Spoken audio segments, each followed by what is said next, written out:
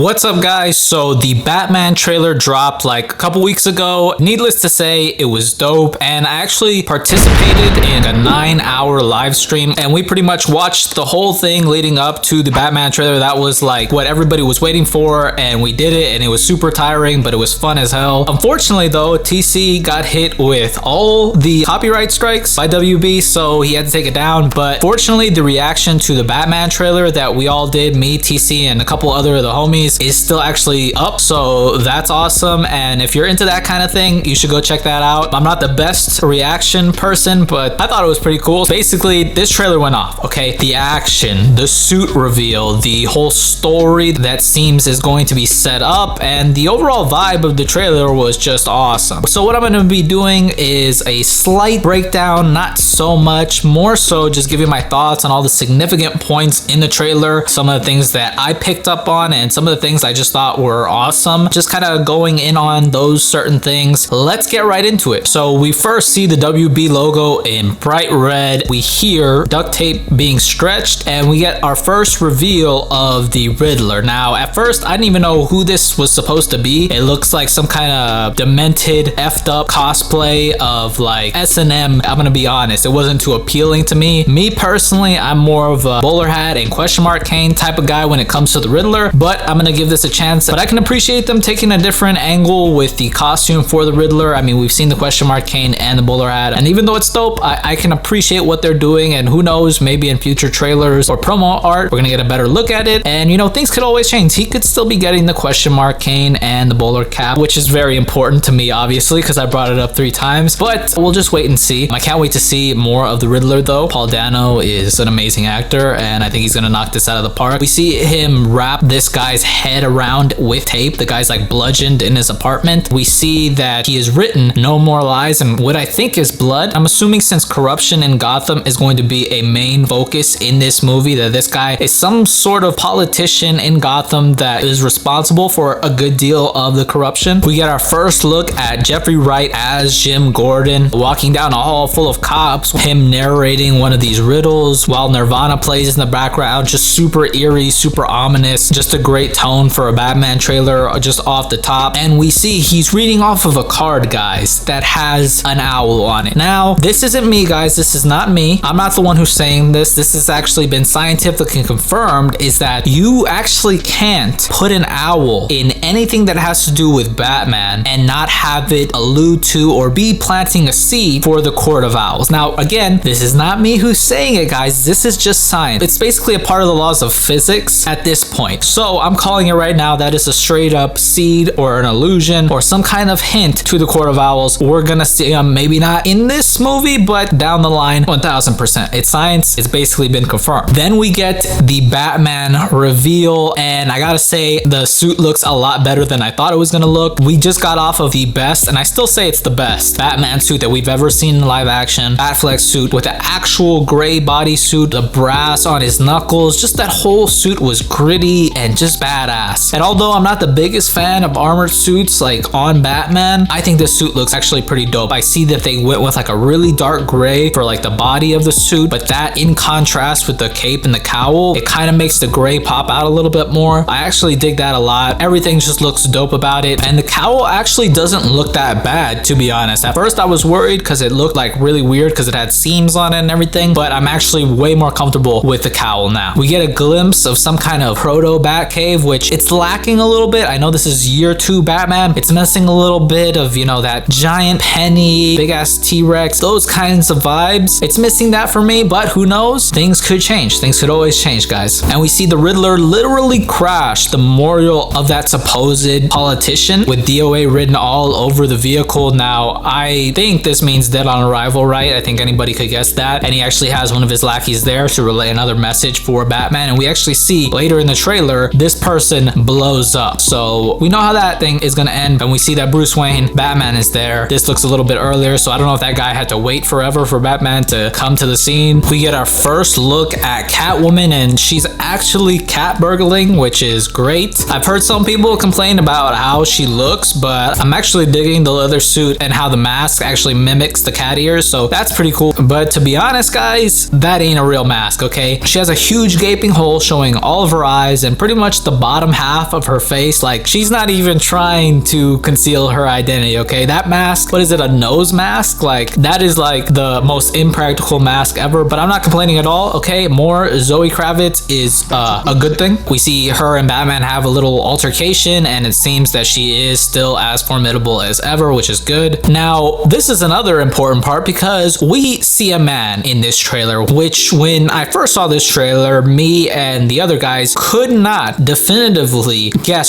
who this man was. And of course, this person looks insanely like the Penguin, but this is the man who is supposed to be playing the Penguin. So obviously I was like, okay, this isn't the Penguin. Who is this Penguin lookalike? Since then, it has been confirmed that this man is Colin Farrell as the Penguin, which just, it blew my mind, guys. There is legit god tier makeup and prosthetics that are going on here, okay guys? I would not be surprised if they won an award for this. That is like some serious work. He is unrecognizable, and I really can't wait to see more from him. Then we get to a very important part of this whole trailer, something that Batman fans have been waiting for and anticipating, which is the combat scene. We're finally gonna get to see the combat. I would say that Bale, the weakest part of his Batman was his combat. His combat was pretty whack, if I have to say the least. I love Bale's Batman, but that was definitely a part that lacked. And then to contrast that, we get Batfleck, and that was the best Batman combat that we've ever seen in live action. He was incorporating his gadget arsenal with his martial arts skills, and it was like playing an Arkham game. It was tremendous. And in this scene,